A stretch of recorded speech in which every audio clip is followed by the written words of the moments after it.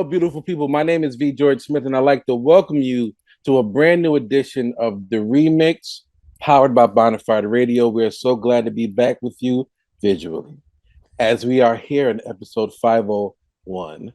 With I got Patrick Shaffer, I got James Harris White, and I got Gerard Bonner. What's going on, y'all? Gentlemen, how's everybody doing?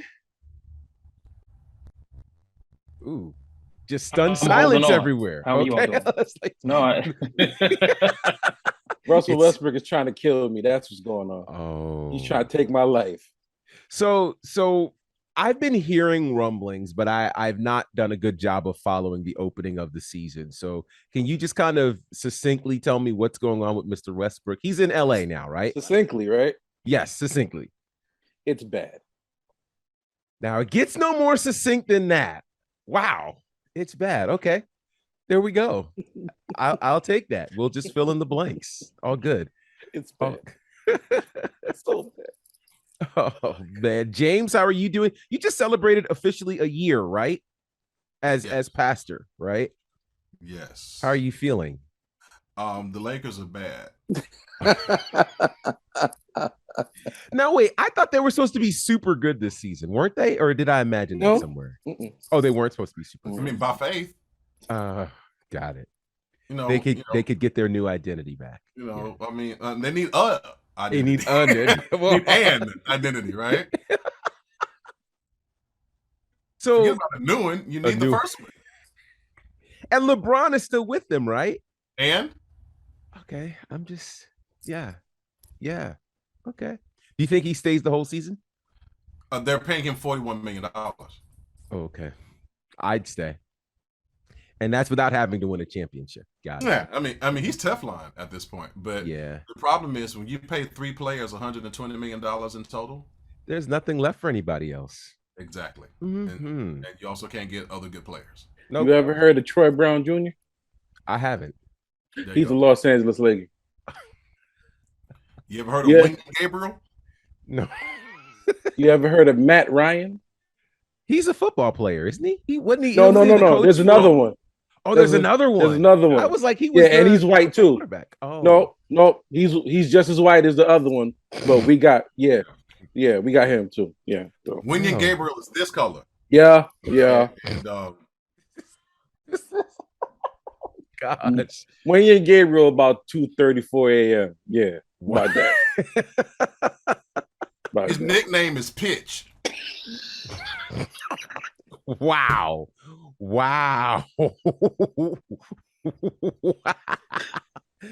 This show is already going off the rails. All right. Patrick, how are you doing? Now, Patrick, I have to ask you because we're in the homecoming season for HBCUs, and I know that Howard recently had its homecoming. Did you participate, sir? This is your first one with them, right? Isn't this your first homecoming? Absolutely not. No. Oh, you did not participate? I sure did. You are so disrespectful. Yeah. Why did you? Wait, it is like sacrilegious to be on the campus, a currently attending student, and not attend homecoming. Why? It was cold outside. All those brown people would have easily warmed that up. You're from Chicago, Patrick. That's my point. I don't go outside on purpose in Chicago. Like if I don't have to. No, I didn't have to. Okay. And look, I saw how some of these kids dress. And I said, number one, your daddy don't know you dress like this. Number one. Well, that was like my first thought. Second thought is I see all kind of back and arthritis issues for y'all, but y'all young, so y'all need to be cute.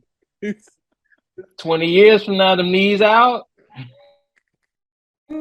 your back out, you gonna feel it.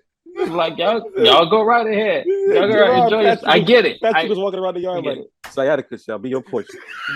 There it is. Yeah, I see a pinched nerve in your future. I see it. I see you in the future, and you look worse. Your feet look like they hurt now. Wow. So you need to go ahead. So I don't like really big crowds. I walk through there, and they were mixing drinks in the middle of the street. Yeah. Somebody had the Hennessy and somebody had the lemonade and somebody was holding the cups and they was like pouring and passing, mixing drink. Oh, So wow. this has got to be against the law. Wow. This is against a city ordinance somewhere. Like y'all are not supposed to be having open alcohol right there. But Oh my God. Patrick, what was the deal with the donuts? What was that? Apparently they came on, there was a few things happening on the yard, little pods or whatever. Apparently somebody thought it was a good idea to fry a piece of chicken and wrap a donut around it. Okay. And that's they were creative. giving them away. Yeah. Give I see diabetes. I see heart disease. Call it out. Call it out. Blood pressure. Call it that. It's cute in your 20s. Yeah. Like Call you. Oh gosh. Yeah, y'all want to party with the wretched. Okay, the bill fun. coming. Big fun. Yeah, have big fun. Big Go fun right with ahead. the wretched. Go right ahead. Have your way. Gosh. Oh, my wow. I'm good. Wow. Well, good. I ain't gonna I'm have good. Patrick out there like Dale Curry. He said, I am not the one. Not See what the they be doing? They tried to warn Dale Curry. You don't want this. They are. Oh my gosh. You don't want this. Patrick saw the play feeds. I was like, I'm in the house. Oh, No. wow. I ain't going out there. Nope. Hilarious. So Well, no, How I are stayed you, in. man? You know what? I'm good. I'm good. I'm good. It's been a busy time, but I'm good. I'm good. And I am really excited for everybody who joined us on our last episode. We got a lot of very positive feedback from that. So shout out to all of you. And if you missed it, like by all means, go back, watch it. Yes, you can listen to it, but you need to see it. We got a lot of fun information on there. And then you don't get to see us as much before. So now it's worth doing, and you need to see how these matchups unfolded. So, yes, sir. So I have some messages for you. Oh, for me? Oh, wow. Yes. Okay. Because I know there's been a lot of feedback about this show. Yes. So go ahead. So paraphrasing. Okay. I have some messages. Someone said, who made these matchups? Someone else said, who made these matchups?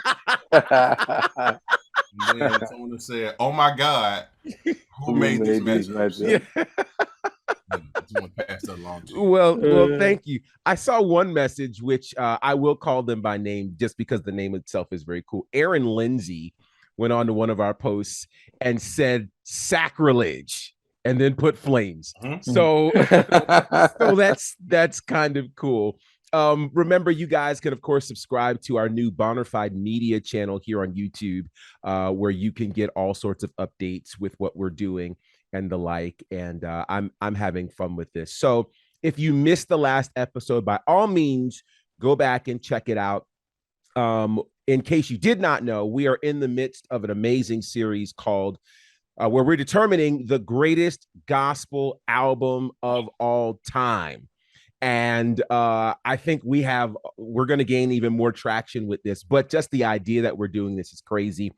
What's interesting is nobody has questioned the 32 albums that made the list. So that says a lot about the caliber and, as one person said, the integrity of our list here.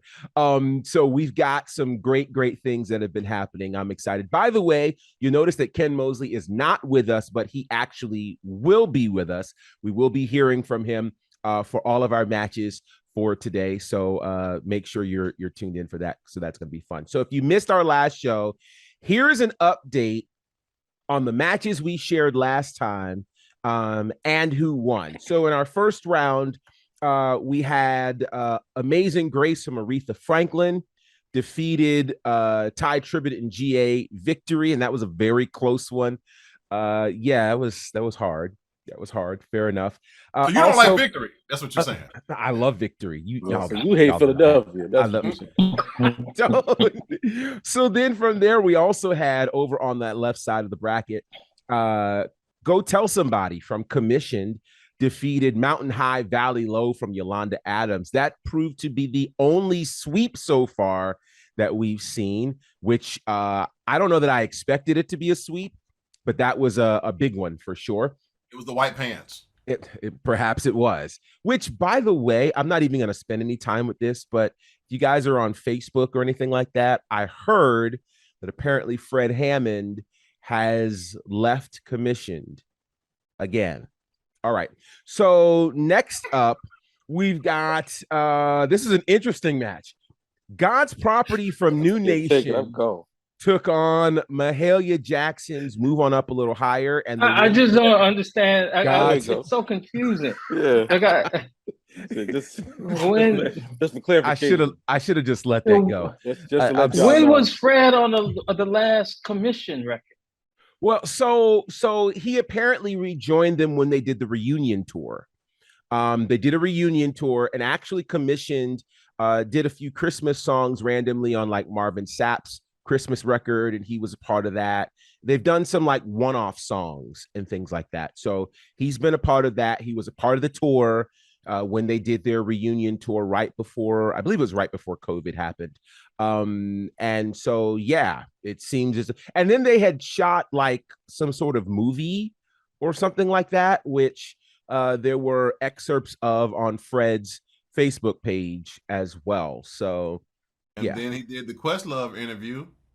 He sure did. Spilled all that tea, and now he's out the group. Like, okay, so I mean, you can't expect, to talk that greasy like you did, and then just go back to Detroit. Hey y'all, there's that part. What was start with help somebody?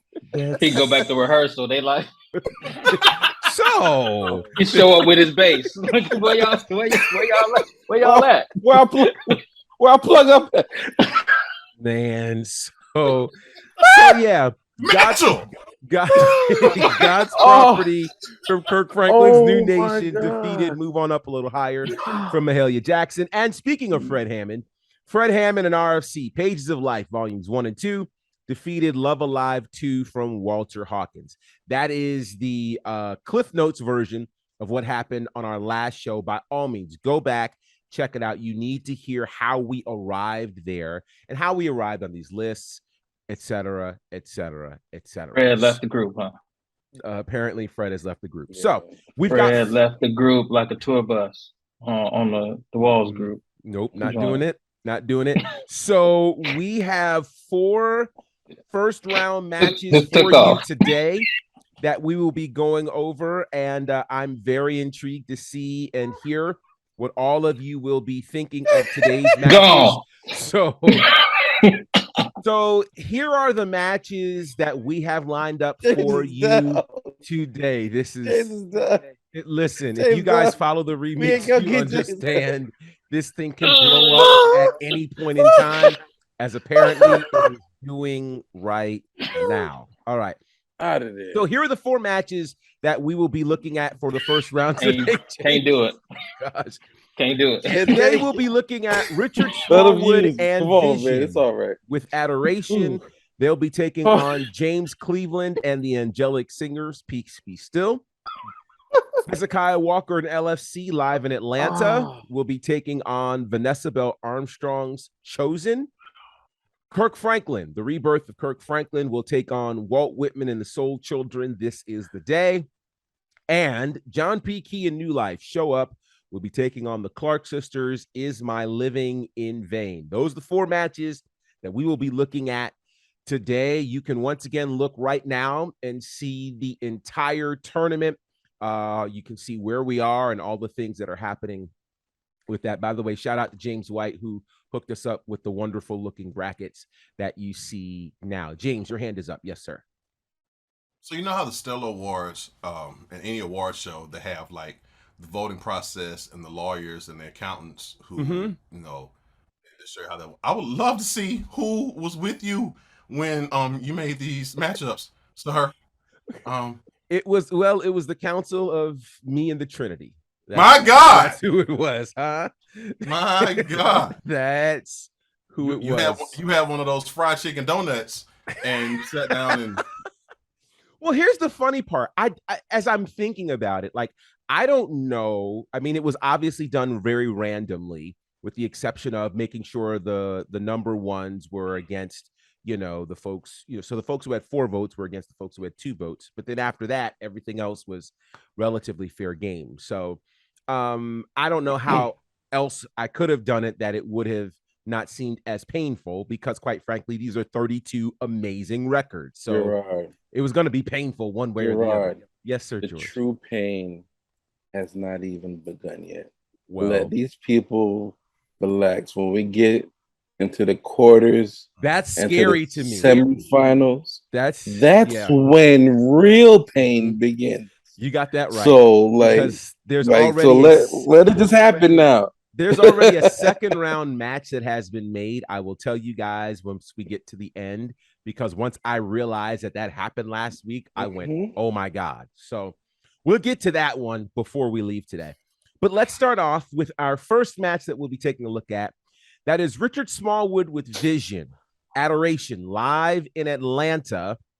We'll take on James Cleveland and the Angelic Singers, Peace Be Still. This ought to be quite the matchup here when we consider, obviously, what both of those albums have done. And as a reminder, we are voting not solely on the artist. We are voting specifically on the album, and obviously whatever leads you into those particular spaces. And obviously you guys who are joining us in the chat on YouTube, feel free to leave your choices in terms of what you think will win in each of these spaces. All right, let's start here with Richard Smallwood and Vision, Adoration, live in Atlanta, versus James Cleveland and the Angelic Singers, Peace Be Still. Patrick, we will start with you today. Let's get your input on this one. Well, I think Richard Smallwood is underappreciated in the sense that whenever Richard Smallwood has a project, it is like an event. Like all of gospel music stops. Everybody's doing whatever they're doing. Everything comes to a stop. And it's like watching, he is like, for gospel music, what Beethoven or Mozart was to classical music.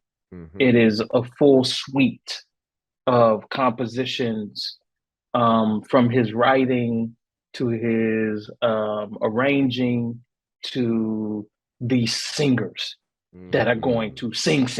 Like, I mean, it's perfection. And this live album, the Adoration album in Atlanta, is just a beautiful suite of music. And total praise. What? I mean, it's total praise. And there's some other songs on here. And I think so as a collection, a body of work, this album is pristine. Like it's perfect. It is all the things that Richard Smallwood does. Shout out to Howard University, one Howard University's finest. There's that. James Cleveland and the Angelic Choir. There's a new book out on this album that was released this year. What James did with this record was broke gospel music to the masses before. Like, it's very difficult to understand the millions of records that he sold off this one album in a time where, again, we talked about this last week, people had to go to a record store, buy a physical record. And this is one of the top selling records in gospel music history ever. And from Peace Be Still till I Stood on the Banks. No, from Peace Be Still to Jesus Saves. He wrote that. He wrote that. I am going to go for its space in gospel music. I'm going to go with James Cleveland and the Angelic Choir. Peace Be Still. Okay. All right. That's one for James Cleveland and the Angelic Choir. George, your thoughts here? Richard Smallwood, Adoration, live in Atlanta, or Peace Be Still from James Cleveland and the Angelic choir? I got Richard Smallwood. Okay. For lack of better words, he went to Howard, so you got to give him a nod for that. Wow. Man, total praise. I mean, there's only so much you can say. It's an incredible album, and I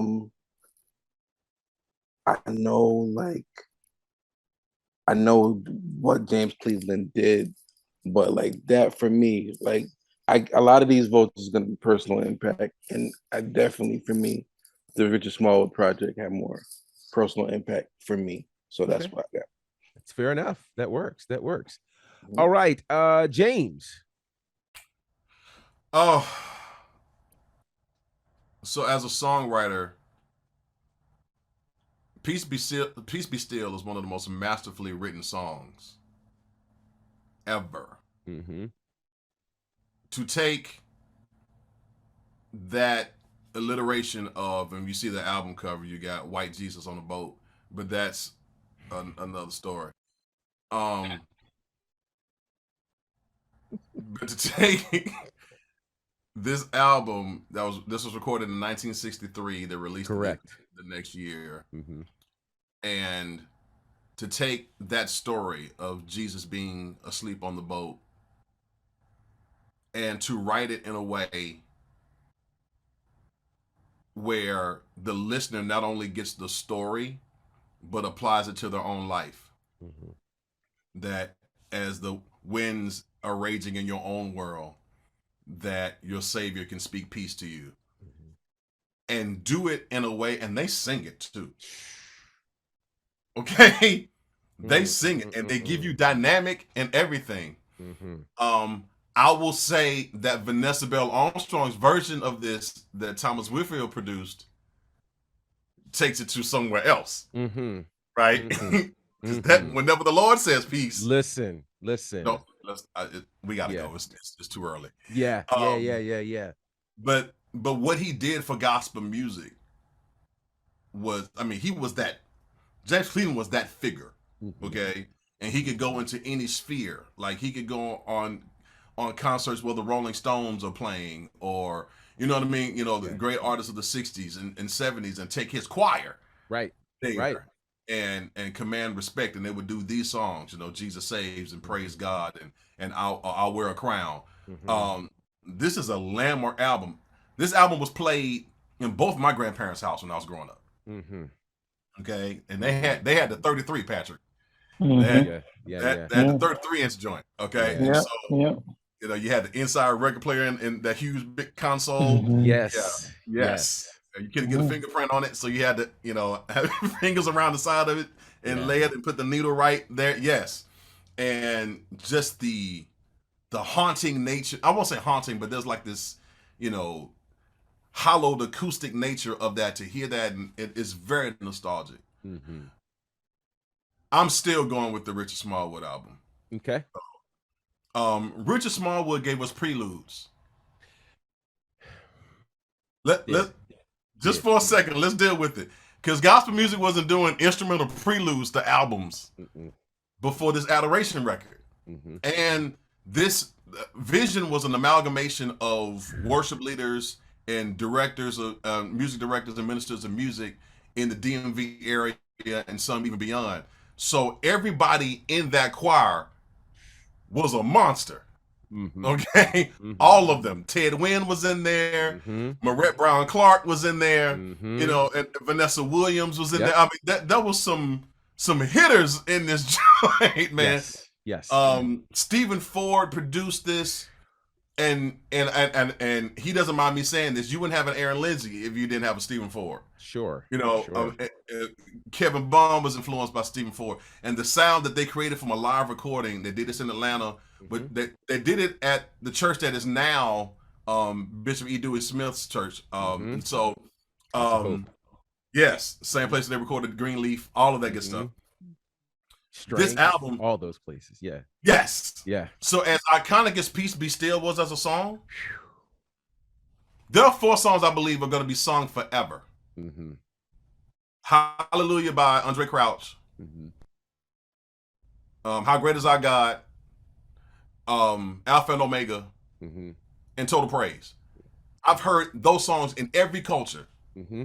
I've heard them in different countries. Mm-hmm. I've heard them in every denomination. Everywhere. I just came from a funeral and they sang it. Yes. Like, Total Praise is going to be here forever. Right? Angels was so cold. All right? Angels was a cold record. That record is so cold. Good Lord. Good Lord. It's amazing. And then Thank You. Mm-hmm. Remember Thank You? I do. Okay. I for waking me up this morning. Yes. Okay. We're not gonna do it. All right. So that Bless the Lord was on. I mean, it's rich. It was like Patrick said. It was a suite of music, but it was still gospel. Yeah. You know what I mean? It was cleverly written. Yes, he's a Howard man. I mean, you get the intelligence of it. Ironically, Richard Smallwood, Donny Hathaway, Debbie Allen, and Felicia Rashad all went to Howard at the same time. Mm-hmm. Mm-hmm. Like, just the talent level is just stupid, But you could play that album, and it was classical, it was soulful, it was gospel, it was clean. It's all of that. I love it. It's one of my favorite albums. I love it. Yeah. All right.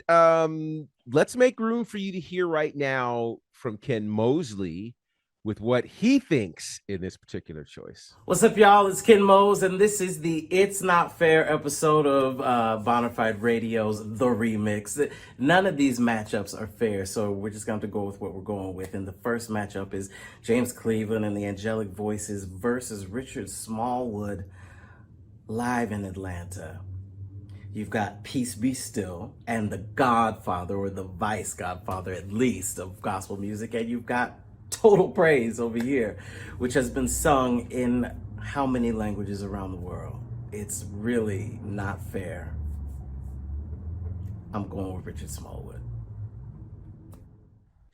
All right. So Ken has also voted for Richard Smallwood, live in Atlanta, Adoration. And as for me, obviously both of those records, you guys have done such a masterful job in talking about both of those records. The idea, though, that Angels, Total Praise, this prelude, and then we don't talk about this one much, I'll See You Again. So what's so significant about both of these records, for one, as you mentioned, the James Cleveland record has been like 1964, which shout out again to all of you, because we have records that are on this list that are much older than 20 years old, 30, 40, 50, 60-year-old records that have still stood the test of time. And what James Cleveland did with Peace Be Still and those other records were amazing. I think what was so landmark about Richard Smallwood is we hadn't seen classical music infused into gospel in this way before. Not in this way. We've seen creative writing, but not classical music. And again, think about what Smallwood did. This record, before this record, it was him and the Smallwood Singers. And the Richard Smallwood Singers were hanging more on the contemporary side of things intentionally, like that record Portrait. Crazy, and like their catalog was nuts. But to see him take this into a choir with worship leaders, and again, if my memory serves me correctly, like this was our first time really getting to hear Marette Brown Clark like this, and these other folks, and it was just like, it was breathtaking, it was incredible. And so Smallwood live in Atlanta, that's got my vote too. So Richard Smallwood live in Atlanta defeats James Cleveland and the Angelic Singers 4-1. So Richard Smallwood will be moving to the next round. All right. Whew. And George is indeed prophetic, because once we get to this next round, I'm actually very, very frightened for what will happen there. But we're not there yet. So let's go to this. Okay. My God. Yeesh. This new. Okay. Here we go. We are on the left side of the bracket. Is that right? Yes, we went from the right. We're going to the left now. No, we're still on the left. Sorry. That was also left. So on the left side, we also are dealing with today Hezekiah Walker and the Love Fellowship Choir live in Atlanta at Morehouse College. Another Atlanta record. How about that?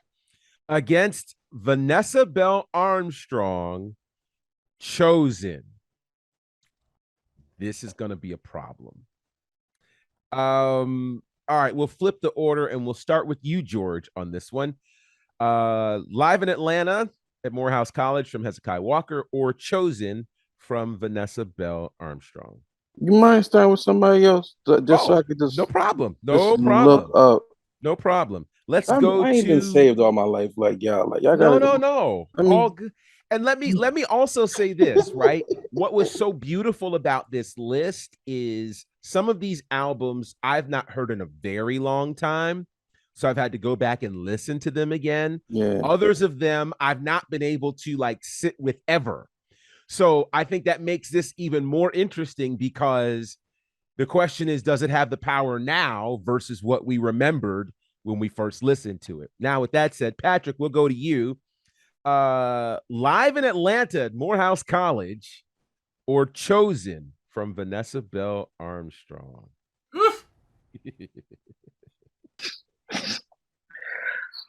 So there was a time in the 90s where everything Hez did was undefeated. Amazing. Like, yeah, no, he may have had a run, the longest run of like number one records, right? In the 90s. And I think, again, I think we were teenagers, young people in the 90s. And so this is a sound, Hez is like the soundtrack. Like, we can't talk about gospel music in the 90s and not talk about what Hez did. And I remember when this record came out, you have to remember too, put it in context, Bad Boy and New York hip hop was everywhere. And it was like if Puffy and all of them did a record on a choir, it would probably sound like this. And so the song choices, I mean, off the top of your head, I mean, of course, we all know them. It just sounded so good. This band was amazing. These leads were amazing.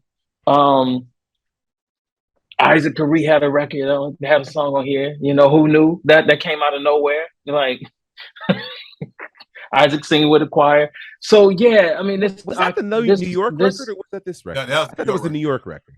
The New York record. This is the By Any Means Necessary. No. This is the Live in Atlanta record at Morehouse College. I'm so sorry. I'm talking about how did that record get on the greatest list? Because the Atlanta record, got on the greatest. Now the New York one is on there as well. Okay, all right. Okay. So they're both on there. They're both on. Got you. Yes. Okay. So this is Live in Atlanta.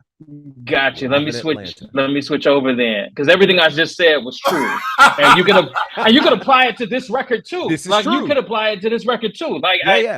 This record occupied a lot of space, and we bumped this record, and they toured off this record.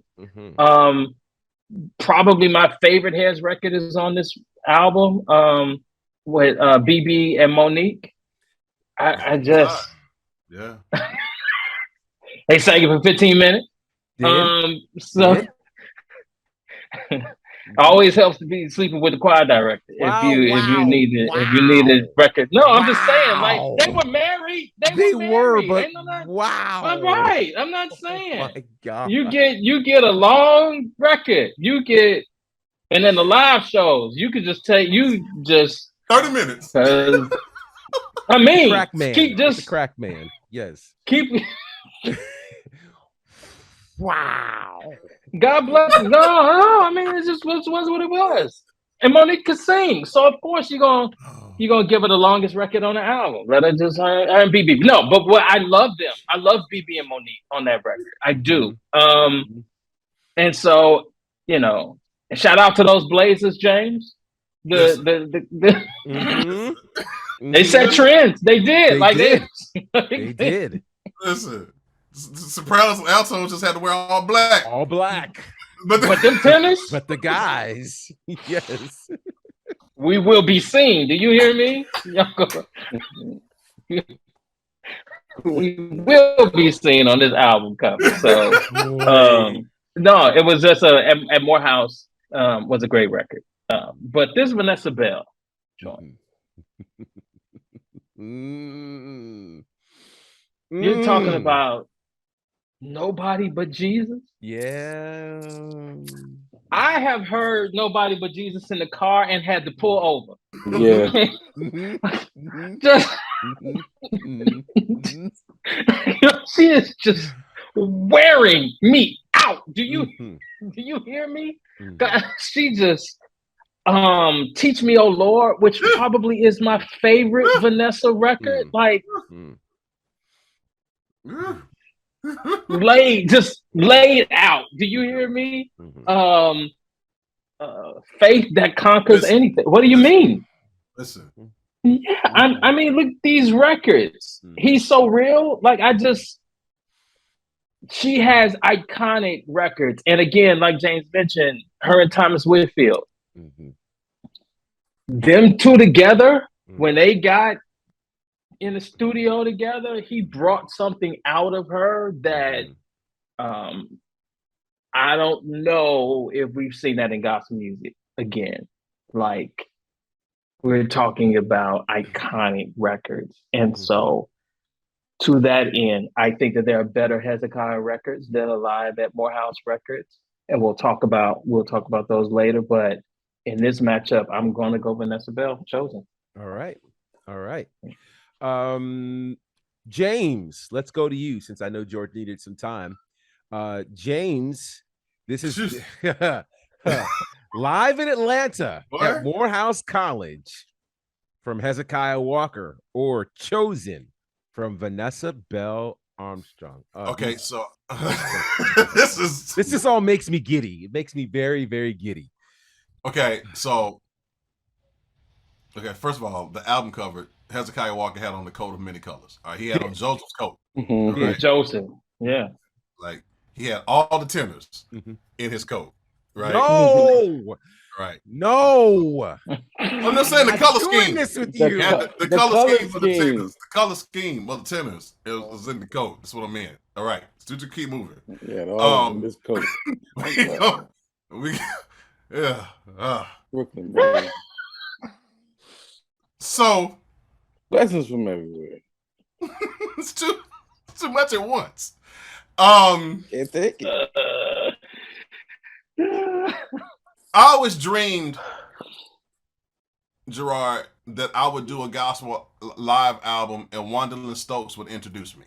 Like, I have a story about that. I'll tell it on my turn. Oof. Like, she's like in the Talking Hall of Fame to me. Yes. You know what I'm saying? Yes. You know, yeah. Edna Tatum. Yes. Yeah. And Wandalyn Stokes. Wandalyn Stokes, right? Kevin Bond. Y'all can't throw it. Y'all can't forget Kevin Bond. He belongs in there. Absolutely. Yeah. Kevin will bring you out, boy. You know, so Wandalyn Stokes was it for me. So, Wicked, you know, you come to it. Huh? Uzis, machetes, and Saturday night specials. Sorry, I'm sorry. I remember when Kevin Bond said the vicissitudes of life. I said, okay. I said, yeah. Look that word up. It just meant problems. Anyway, going back to the Hez record. Like, they didn't warm you up. Right? Christ Did It All starts like right up here. They did. They did. No break. Ain't no lead to the song. You got a saxophonist doing like, who's doing that? Right. And then it was another first from that record. There were no faders. Right. Well, at least for half the time. So normally in gospel music, a song ends, you fade it out, and then you go to the next song. They were bleeding the songs from one to the other. And that was the first. This album was the first one that did that. So you went right from Christ to the all. Christ did it all to make it to that city. Mm-hmm. All right. And then Kirby Brown is singing the daylights out of that joint. And then we get one of our famous phrases: "It's too early It's to too have early. church." Too early to start having. We've been saying that since then. We've been saying it since 1994. Too early to start having church now. So track 3 on this album is a praise break. And we didn't have praise breaks. We have praise breaks. It was a very fast praise. It's break New York. too, like that. It's New York. It's a New York praise break. It's New York. It's a praise break for kids, but praise break Got to be on steroids. Like if you on meth or crack, this is your praise break right here. Because the only way you can keep up. Had to do a line to do a praise break. Had to do a line of cocaine to keep up with that. It made it to that city, all right. All right. You had to do a bump to get a bump. I hear you. Go ahead. Had to. There it is. So just look at this setup. You got the Wonderland intro. You do Christ did it all. Make it to that city. Praise break. The calling my name. Calling my name. My God. Such a great record. I said this on George's show when we did Hezekiah Walker tournament. And Gerard, you may never heard this, but every time I see him, my freshman year in college, I play Call My Name right after that. Like that was my repentance song. As the windows was defogging. Listen, for me, my glasses. Listen, how many times? How many times? How many times I go against your will? Patrick, I had to turn the air on max. Like how? You got to defrost and the air on at the same time. The red defrosters, everything. Listen, blowing everything. Spray this air freshener. How many times do I go against your will, Jesus? Okay. Moment of clarity hits you. Yeah. I keep doing it to you. Listen. No. Turn around and do the things I shouldn't do. Yeah, I know, yeah. That post clarity, boy. I'm trying to tell you. Oh gosh. Love Lifted Me was another first. Because you didn't have before then, and this became a thing after Love Lifted Me, those half-step modulations. Mm-hmm. It was a trademark. Trademark. Going to the high heavens. Yes. After that. You know what I mean? And then Since He Came was before his time to me. Yes, it was. Nobody was doing stuff like that. Mm-hmm. I was like, whoa. Mm-hmm. Timothy Figueroa, once again, one of the greatest singers in the world. And to Patrick's point, that Let the Glory. Yeah. 13 minutes and 49 seconds. Mm-hmm. So whenever you went to a Hezekiah Walker show back then, you had the first half was Hezekiah Walker, and then you had the Monique Walker hour, and then they gave her a nice little block to do whatever she felt in her spirit. She's laying on hands. She's like in between. You need to go get some popcorn or go to the restroom and come back because you was gonna be there with Monique for a very, very long time. She's singing stuff that ain't on the record. She's singing "How Great Thou Art." She's singing everything else. Remixes and Not Then Sings My Soul. Not Then Sings My Soul. It's just her and Melvin. Oh Lord, my God. This is hilarious. This is hilarious. One of my favorite songs to see Hezekiah Walker do was "I Will Go in Jesus' Name." Yes. Listen. That I Will Pray. You just did it, Gerard. Yes, sir. Yes. They will work. They work. They sure did. In His name. Right. Listen. In His name. Come on, Tenders. Oh man. Listen, man. The energy, and then they brought Commission on the end of that. Right. Yeah. Commission is here. Don't you? We know it's they not here no more. Commission is here. Commission. That's what it is. Yeah. In this moment, they was together. Yeah. Right. They let Fred plug in his bass on this one. At the time, there was no email, so no. It was they made their own way down there. Yeah. Bless all Lord. So that album, and it just that Hez run is historic. It is. James, James, could you talk about He's on Our Side for a minute? First of all, BB doesn't do records for everybody, right? Like, where especially did this come choir from? records. Like, Especially choir records. Like I didn't even know that. I didn't know they knew each other. You know what I'm saying? I didn't know this is because BB had established himself like a like a certain echelon of artists. This, that, and other. Mm-hmm. Oh, he's on the Harris record. Right. Oh, wow! Right. And the song itself, just so beautifully written. Yeah. He will be with you in trouble. Don't do it. Gosh, listen, I can't take it. Don't do it. You hear your faintest cry. That's what it said. Yes. My God. Such a great record. But just by itself, you know what I'm saying? And then they sang it with the type of voice you need on that. You need the Hezekiah's choir on, on the backgrounds of that, you know? And yes, I do agree, Patrick. There are 2 other albums that I think that are better than this one. But this album is still one of the best albums. Yeah. You know what I mean? Yep, as a kid, it gave me aspiration. Yeah. Y'all, I remember, Patrick, you talked about this, and I'll make this quick. I remember my mama shouting in the car off of Nobody But Jesus. Go in. Do you hear me? I'm talking full Baptist fit. Okay? Mm-hmm. That Who Was the One? Don't wait a minute. Wait. And we had to pull over in a grocery store parking lot because I was 6 years old and I couldn't drive. And she had a full-on Baptist fit off that. That's rubbing her back. Listen, praise him. All right, Mom. Yeah. I'm over here fanning her. Yes. Bro, mother was getting blessed. Listen, thought about that thing. And it's the combination because it's so perfectly crafted. Whitfield, my God, man. It's the setup already. The way she comes in with the verses, right? With all the questions. Right. Who was the one who did this? Who was the one? And she's brilliantly saying, by the time those backgrounds come in with that nobody, that's boy. Yeah. I'm talking, and that's a house wrecking song. Yeah. All right. Yeah. Everybody doesn't have house wreckers. All right. And you gotta have a certain amount of skill and ability to wreck a house like that. But what he's done for me. Yeah.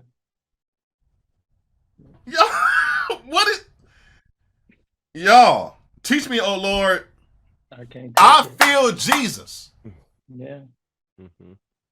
And then, okay, I don't need no backgrounds. Let me do Faith That Conquers by myself. No tempo. Let me just flap. A solo. A solo. It's a real solo. Yeah.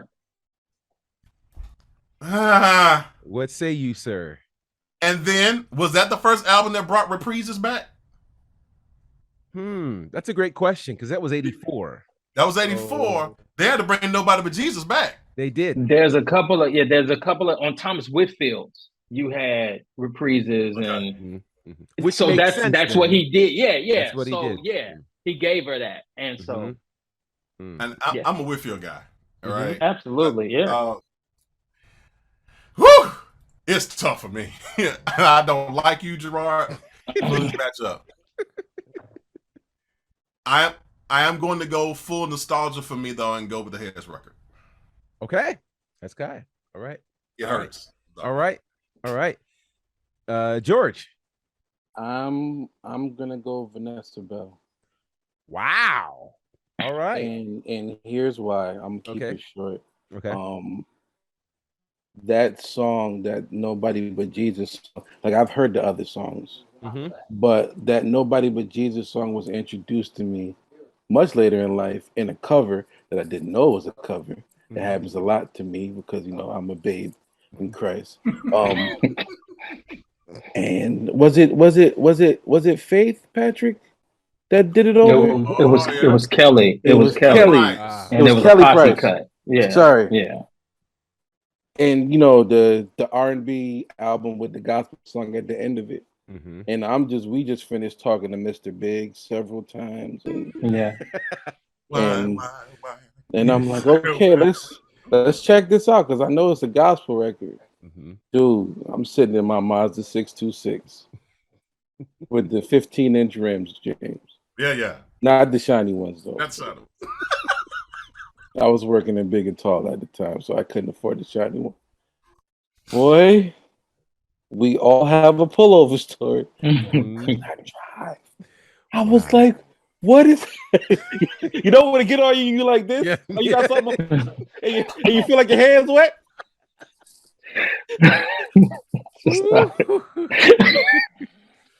Wow. No. Yeah. And then like I heard the original after, and I'm just like, dude. So this song is about to be 40 years old in 2 years. Do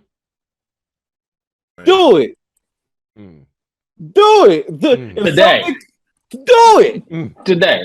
Do this 40-year-old song. We know songs that came out at the top of this year that you do right now. And you be like, that was cool. Do that 40-year-old song right now. So I got Vanessa. All right.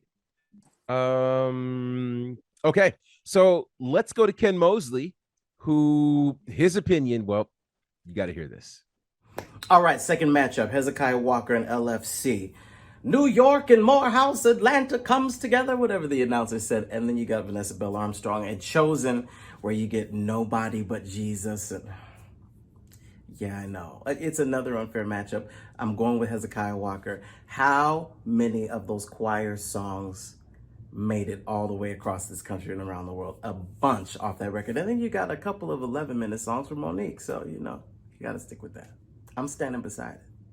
Well, Ken just made things interesting as he went with Hezekiah Walker live in Atlanta. So we're tied up. And of course, that leaves it on me. Wonderful. What a great position to be in.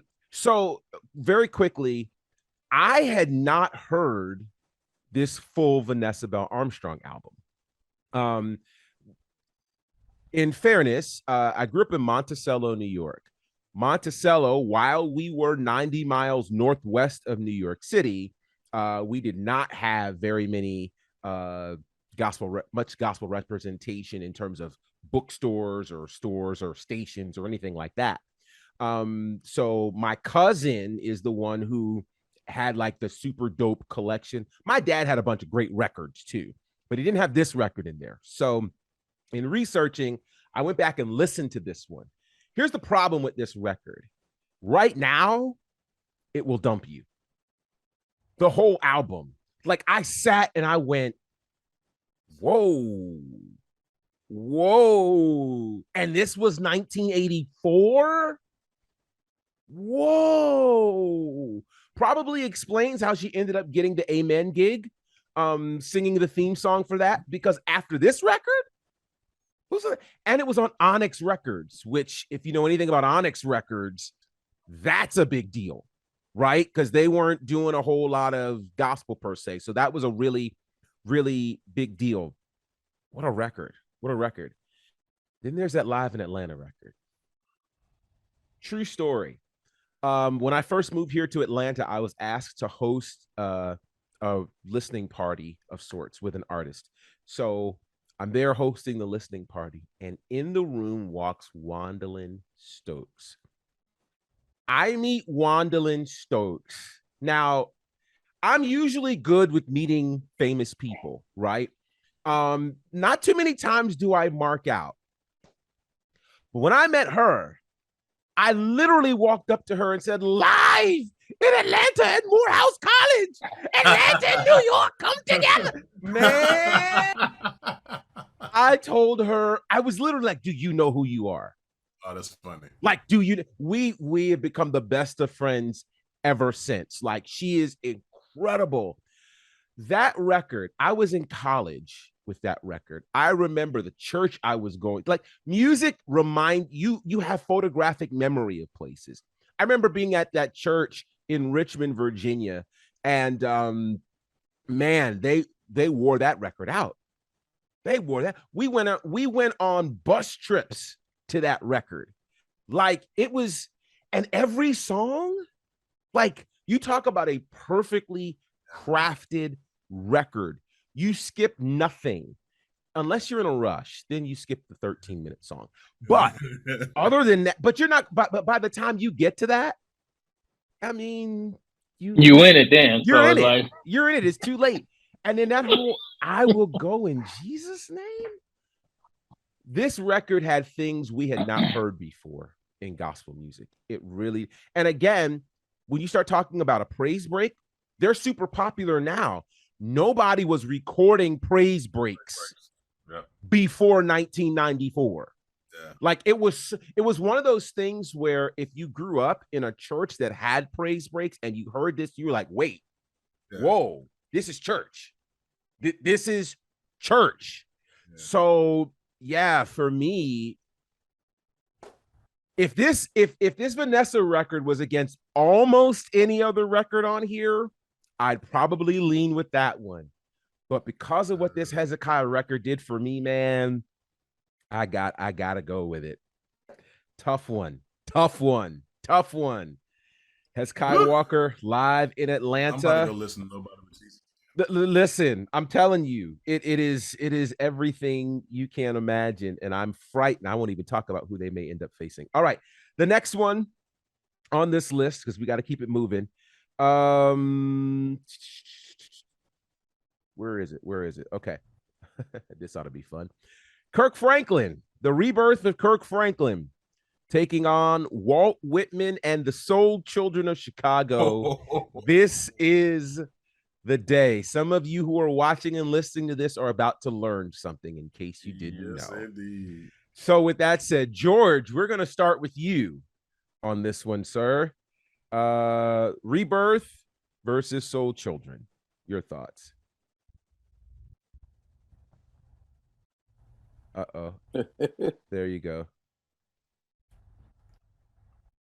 Okay. I'm all about impact, people. Mm-hmm. All about impact. Wait, what's the name of this one? It is Kirk Franklin, The Rebirth. No, Kirk I knew Franklin. that part with the Walt Whitman. Walt Whitman, This Is the Day. Okay.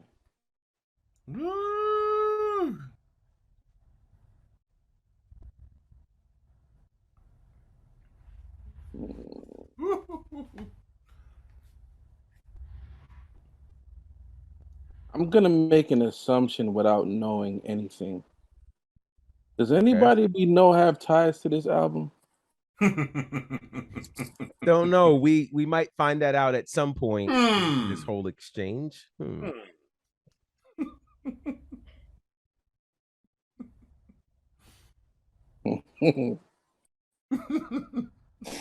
Flesh and blood. Except my father. Don't tell me. I don't know. How dare you? All right. I mean, sorry. My level of which Kirk Franklin album again? I'm sorry. Rebirth. The Rebirth. Mm-hmm.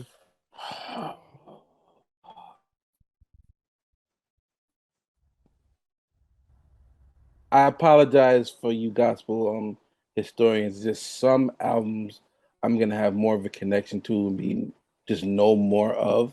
So it's kind of unfair when I do get to vote on these things, but I'm gonna go Rebirth. Okay. Yeah, it's just I'm gonna go Rebirth here. Okay. And then let the conversation continue. I'm gonna back up, but I'm gonna go James. Woo!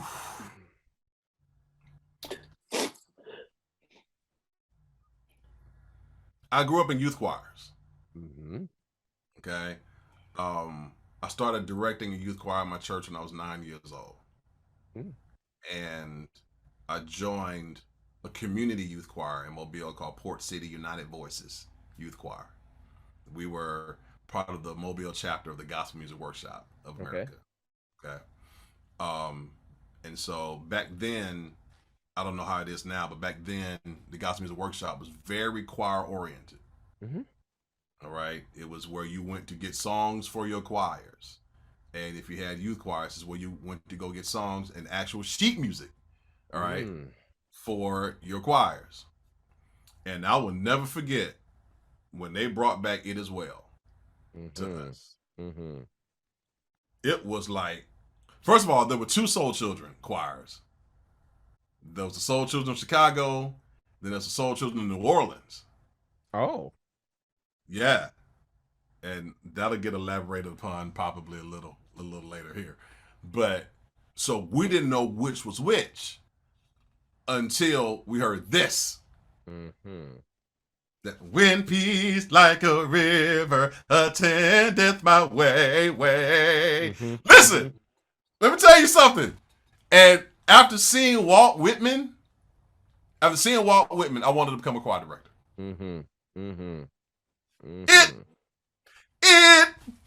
It is. Listen, that was my joint. Yeah. Okay, all right, and I've heard several choirs do it, right? And I've heard several choirs do it well. Nobody sings It As Well like Walt Whitman and the Soul Children of Chicago. Nobody does. Nobody does. The Lord will take care of you. Like Walt Whitman. Listen, man. And that perfect peace. Praise. Perfect praise. Perfect praise. Yeah. I'm sorry. Perfect praise. So for me, I gotta go to the choir and the choir time that made me fall in love with gospel music, to that Kirk album, which was a landmark record. It was somewhat a rebirth for him, coming off of all of the smoke that came from the lawsuit. The God's Property lawsuit, and falling off the stage, almost dying. The 1 experiment, which we were like, you called it an experiment. That's funny. Yeah, because we were like, go back, okay? Because I remember that is hilarious. Because I remember being at the Gospel Music Workshop in 2000 in New Orleans when he came out with that, and we were all like, and so this is him returning, almost in an amalgamation of a mix of Family, God's Property, all of that, to a new place. He recorded it here in Houston at the old Lakewood Church. The sound, shout out to the late Michael Robinson on piano. There's some big songs on this record. Hosanna, even though it's not biblically accurate, is one of the most incredibly created songs I've ever heard. His name is not Hosanna, so that kind of ruins it, but everything else is like awesome, right? He Reigns. To take that worship song that sounds nothing like the original and flip it to now we don't want to sing the original anymore. We want to sing that version of Awesome God and make it out He Reigns. Don't Cry. My favorite Kirk song always is on this record. Jesus, you're my everything. Listen, I can't drive and listen to that one. Take you clean out. It will. Take you clean out. Listen, I can't do it. You know. Hilariously, the 911 song is record. Him and TD Jakes. Do it for me, James. Go ahead. Do it. Go ahead. Give us a little bit. I lost my mother. Your mother? My mother. I'm sorry. No, son, that's fine. That's fine. We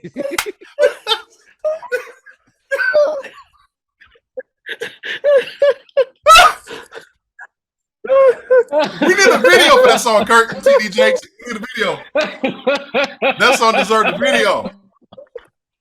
Okay? Oh, son. We need a video for that song.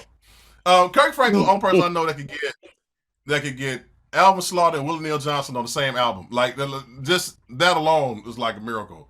And Shirley Caesar and Crystal Lewis. Like who's putting these people together? You know what I'm saying? You got Lon Adams and Papa San and Toby Mac. Like all of this, all on one album. Keep on Looking Out for Me is on this record. Like that was crazy. So it was an important record. It was an important record for him too, to come back to establish, this is who I am, and going forward. It's tough for me. It's tough for me because I love both of these. I'm going to go with the Rebirth album. Okay. By a hair.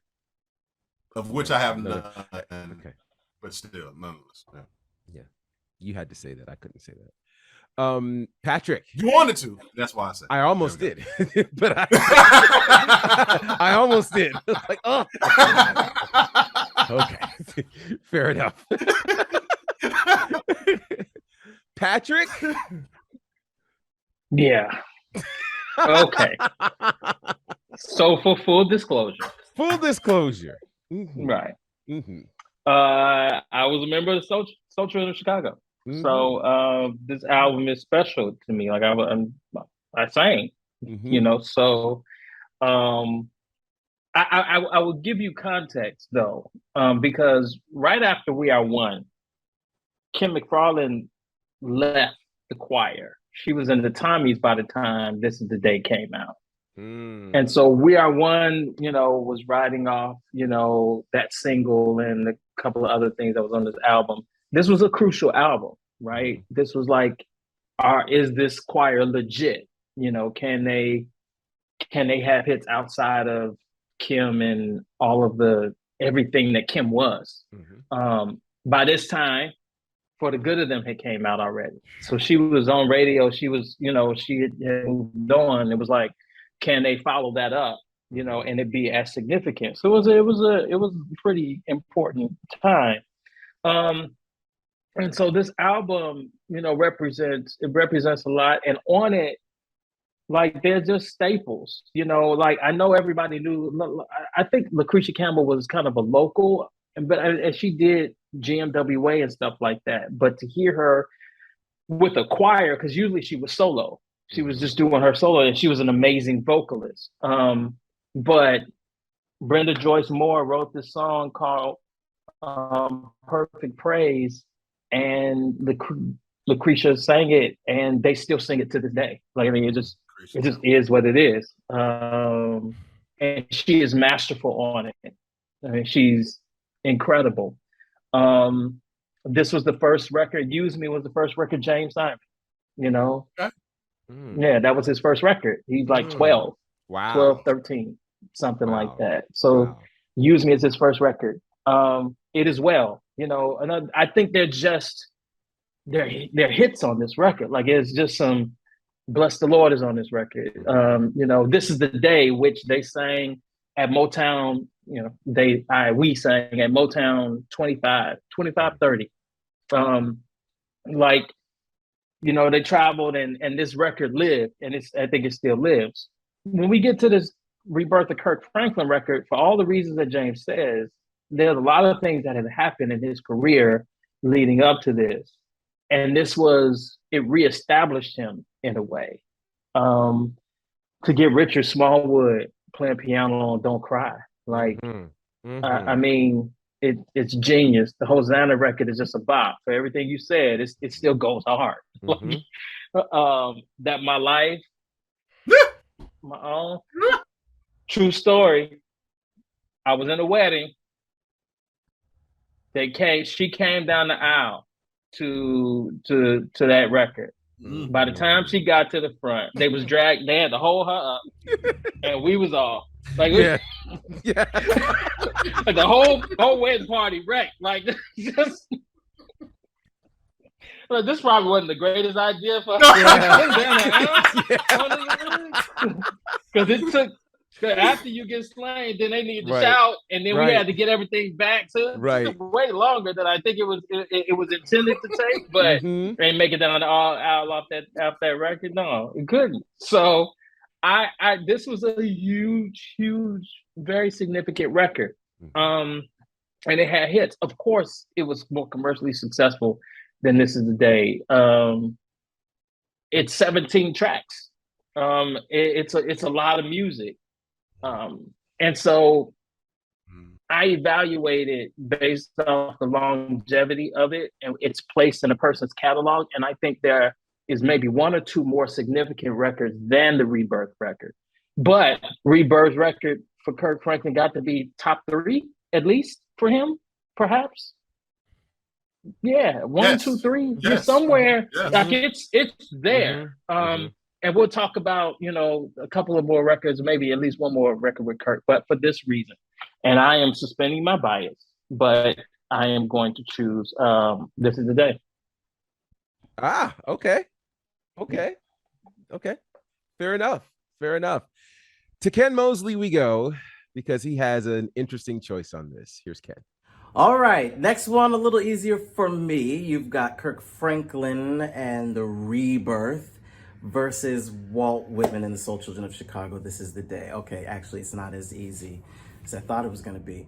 Okay, I love Walt Whitman and the Soul Children. As a matter of fact, I sang the lead on a couple of those in my own church and our own youth choir growing up. But the Rebirth was literally that for Kirk. And we've been waiting about 5 years for an album from him. And he gave us just what was needed. I'm sticking with Kirk Franklin and the Rebirth, and I got a few friends on that too. It's just, you got Hosanna, you've got all the songs, you've got Caught Up, you've got Shirley Caesar on there, you got Lee Williams on there. Okay, so Ken has given us the Rebirth of Kirk Franklin. For me, I will make it, again, you guys have said so much about this Rebirth record. Rebirth was almost the 10-year anniversary of the debut of Kirk as a solo artist, which is kind of crazy to think, and to think of all that he had accomplished and gone through, et cetera, et cetera. That Rebirth record is a scary record. It's a scary record. Scary good, that is. And again, you guys mentioned everything, so Kirk it is.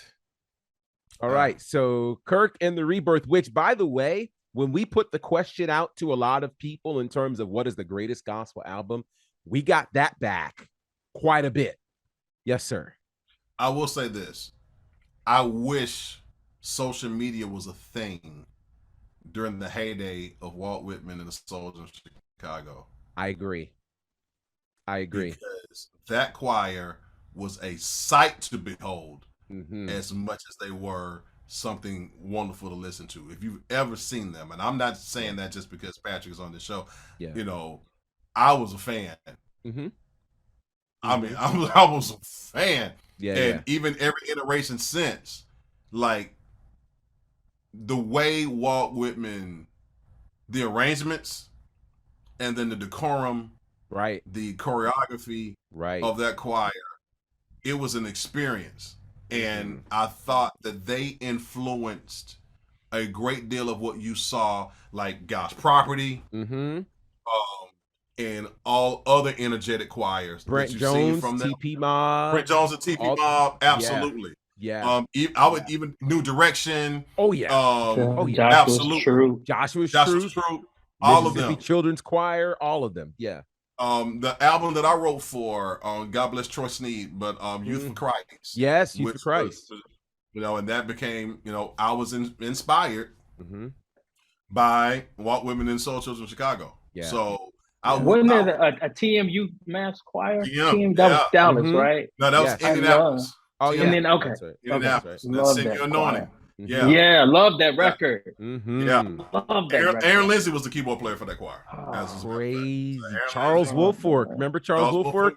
TPC. Absolutely. Just So you had all of these energetic choirs that you saw were taking pages. Even Hess's group, I would dare say, were taking pages from what Walt and Soul Children did, and that needs to be recognized. I totally agree. All right, that takes us to the last one for this episode, which this ought to be fun. John P. Key and the New Life Community Choir show up. You can start with me. Against the Clark sisters. Is my living in vain? George, you said we can start with you. Listen, giving honor and thanks and praise to the Clark sisters for all they do. But let me tell you something about the man that saved my life. My God. Listen, man, John P. Key, I connected with this guy on a different level, and mostly because when I started to get educated on things, I saw that all the R&B that I was falling in love with was heavily influenced by Commission. And like the way they arranged and the way they sang different things, but then also you could hear the John P. Key influence in some of my favorite people, like Glenn Jones and Dave Hollister. That was like, those are my that Glenn Jones I've been searching for. Don't do it. Yes. Huh? Don't do it. Nobody like you. Don't do it. Nowhere to be found. You cannot tell me I've been searching. It's not a gospel record. Listen. Makes me wonder what I'll do. Listen. I never had someone like you. My God. Oh my gosh. Yes, sir. So I mean, when I got back, I always say, I got back home from school and I got baptized for real. And I started grabbing all of these like gospel albums. I don't know what and being baptized for real means. I'm sorry. Because you know how kids are like, people, you just grow up in church and you a kid, right. And then like, well, you're saved now, time to get baptized. And just like, okay. It's not their decision to go get baptized. But I made a decision like, all right, I'm getting baptized. I don't want to be like these other people that be 48, but like, I'm gonna re-baptize myself. There's nowhere in the Bible that said you have to do that. Jesus died on the cross for you to go get baptized again. Anyway, it's not why we're here. Show Up by John P. Key will get my vote. John P. Key is my favorite gospel artist. It's all bias. It's all bias here.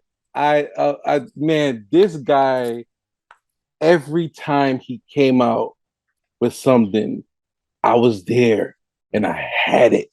And like from the time where I just I got all of his stuff at that period, I think it was like, I would say about 2000 when I got back. No. It was about 99 when I got back home. So just picture me just getting everything he did from before then till now. It was just, I just had a big old, I don't know if y'all remember those wooden cases that used to keep the CDs in. Yeah. I had a 2-slot, and one was Fred and one was John P. Key. And we go to church one Sunday, on the ride, Fred, on the ride, John. And Show Up, man, I shall do, he'll welcome me, come for me. We feel your presence right now. Man. So yeah, it is. He even tried to go reggae. It wasn't. He tried. He don't. Yeah. My mother was like, "Who is that?" But yeah, it's John P. Key for me. I love the Clark sisters, don't get me wrong, but all biased, John P. Key for me. Fair enough. Patrick, let's go to you. John P. Key and Show Up, or the Clark sisters, Is My Living in Vain? So I will admit, I am not the biggest Clark sisters person. Okay. Shout out to the Pay sisters. Oh. I'm just saying. I don't know why that had to come up, but okay. No, they're not on this list. The anointed ones. It was in the name, Victor. They wanted to They make sure live- that y'all knew. Right. They No. lived it so much. Like, listen. Listen, we ain't come here for playing. I voted for the Pace Sisters album. And I did too. Like, I'm not. Listen. Okay, so, fine. Clark Sisters. All right. I totally understand their place in gospel music history, and I totally get their contribution is so significant. I think there's maybe one more significant album than Is My Living in Vain, because when you look at the track list, is My Living in Vain and Hey Ya, which that was like half the song you didn't.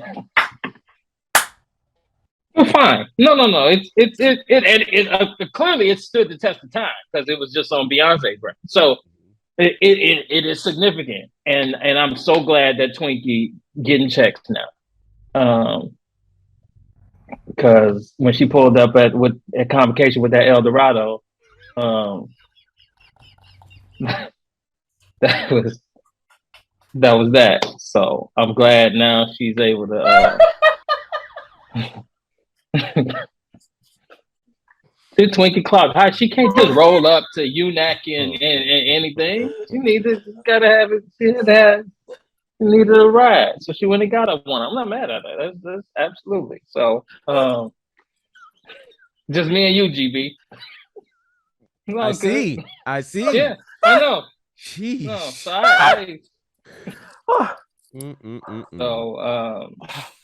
I hope she still got that El Dorado too, because it would make that El Dorado needs to be in the Smithsonian. Like, we can all just walk past and look that this is what Twinkie, this is what she got for that catalog. Should all be like, wow. From Detroit to Memphis. That's where that El Dorado went. That's because all she was going to to church. So it was from Detroit to Convocation and back. Like, this all she did with it. So I appreciate the Clark Sisters and their contribution. But this John record, to this end, there might be one more significant John record than this, but I think that the track list stands up. From everything you mentioned, James, and I'll throw two more, Made Up Mind goes so hard. Gosh, that goes so remix. Hard. Yeah, like it goes so hard. My goodness gracious. And then Survive. That's just John. Like, go straight in. Like, John, man. I can't fool with you. Why does it seem? The one you love. Smile in your face. John, man. John used to come through. John was he was writing somebody. Do you hear me? So I'm gonna go show up. Show up. All right. We're coming to you, James. We're gonna go to Ken right now and hear what Ken chose on this one. All right, last matchup, John P. Key and Show Up, and the Clark Sisters, Is My Living in Vain. Well, John P. Key, first of all, is an outstanding live performer. He and his choir would travel all across the country and really give the people a show. He would show up. If it was the Jesus is Real record, I would vote for John P. Key, but it's not. The Clark Sisters Is My Living in Vain is going to be classic for generations to come, and it helped to really revolutionize the sound of gospel and what women in gospel could do for themselves. I mean, a different spin on the Caravans, but the Caravans of our time really revolutionizing a new and different sound and style that was even controversial. I'm going with the Clark Sisters, Is My Living in Vain. You can't live without it. What are you singing to, Dorinda? Cats! Ken, being the disruptor that he is, went with the Clark Sisters, Is My Living in Vain. I see you, sir. All right, James, it's on you, sir. When I see the album cover for Is My Living in Vain, you know, it's like shout out to Denise. Read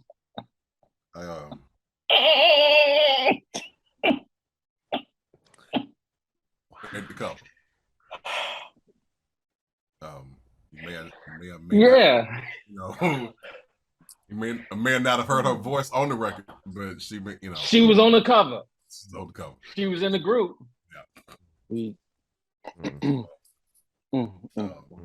I'm not sure if she got an El Dorado, but No. She wasn't in it long enough to get a Bonneville. I don't know. Not the Bonneville. She wasn't in there long enough to get an El Dorado. Did she get a Cutlass Supreme? I don't know. Deuce and a quarter, maybe. That Caprice Classic. You can put a baby in the back window. Yeah. Wow. Okay. But she needed all in space. Oh, got asbestos coming off the roof of the thing. Okay. Anyway, oh my God. Now, I will. One of the things growing up in church that, well, I grew up when you had your choirs, you had your mass choir, but every now and then they would get the good female singers together and do what we call specials. I don't know if y'all ever went through that, but like they would get the good singers together, 4 or 5 of them, and do specials. And there was nothing like the church I grew up in, and they would get the singers and they would do Clark Sister songs. And they would do Is My Living in Vain. Because we had our own we had a great value Twinkie. She would be the organist. You know, called the Ringers. The Ringer.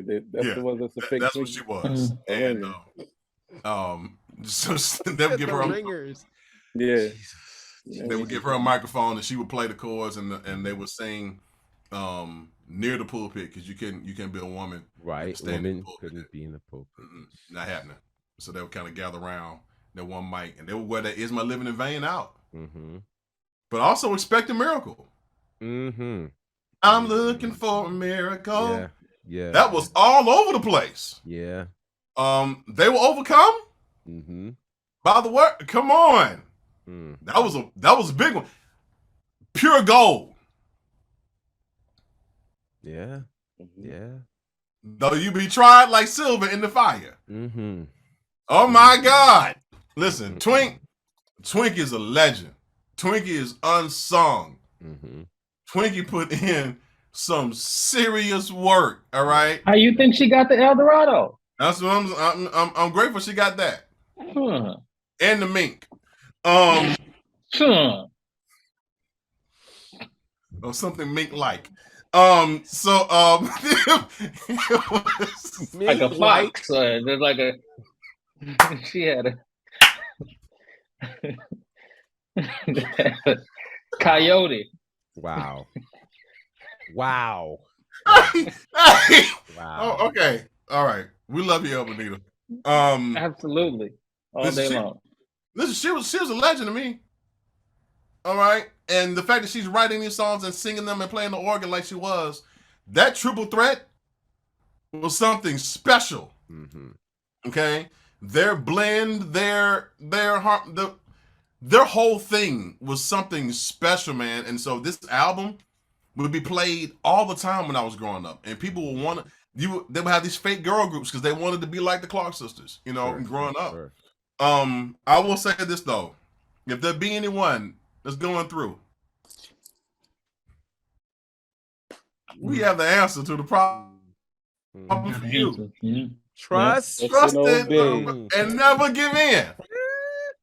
Only the strong that survive can win. Just ask the question, and the answer shall come. Do you hear me? I mean, exercise your faith and know He's the one. Hey, George, if there is no sign, do it. Keep this in mind. Just show up. Oh God, on time. You know the verse is good. We don't even have. We're just gonna sing that, and this thing show up. Oh, but God is not a man that will tell you a lie. If he told you so, on this you can rely. Okay. Yeah. That listen, man, he run us to the ground. That show up. And he'll welcome me Yeah. Comfort me. Sheila Lakin. Yes, Lord. Sheila. Man, Yeah. are you kidding me? Man, that album. The Lord is able. Mm-hmm.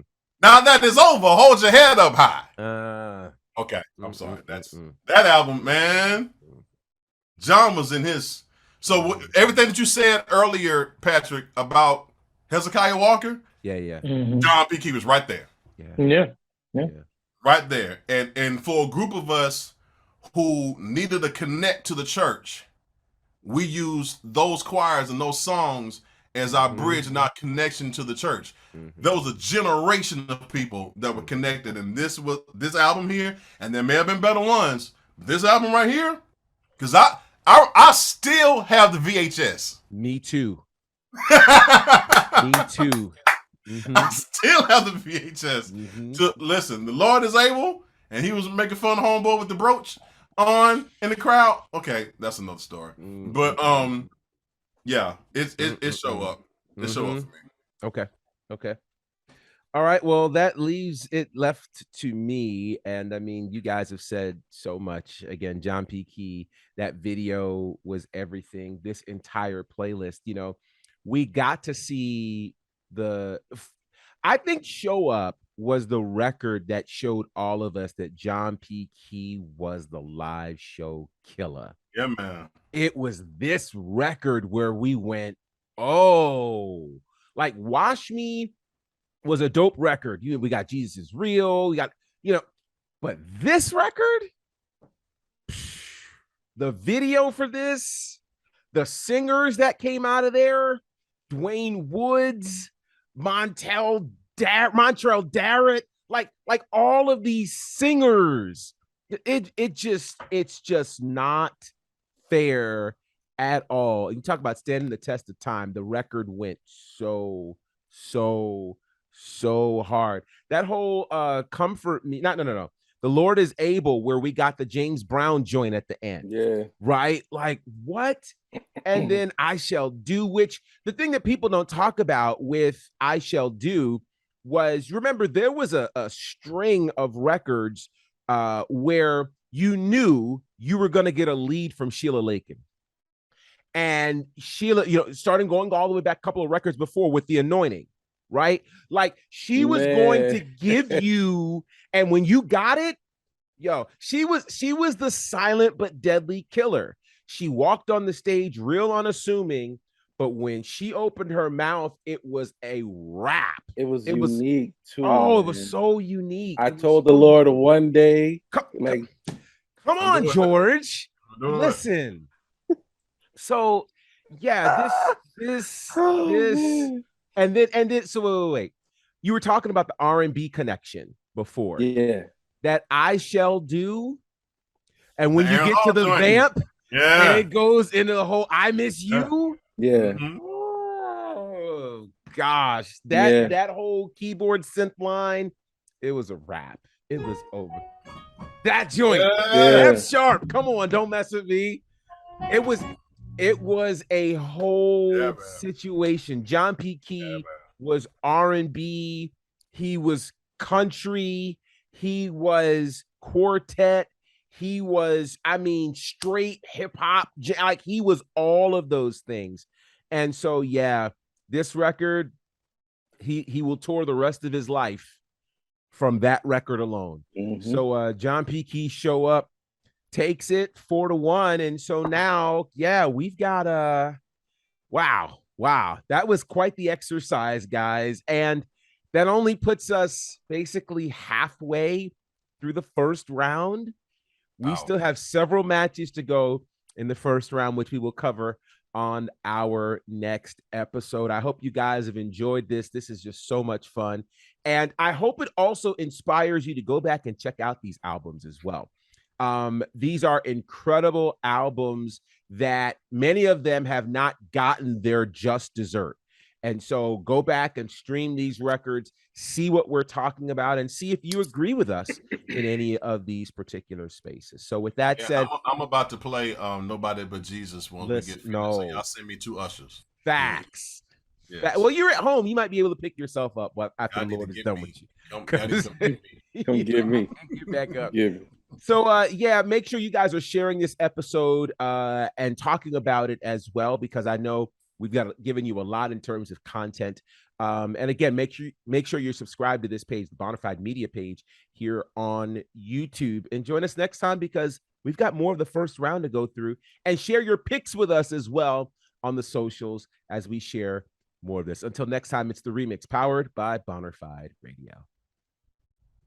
George, you have one thing?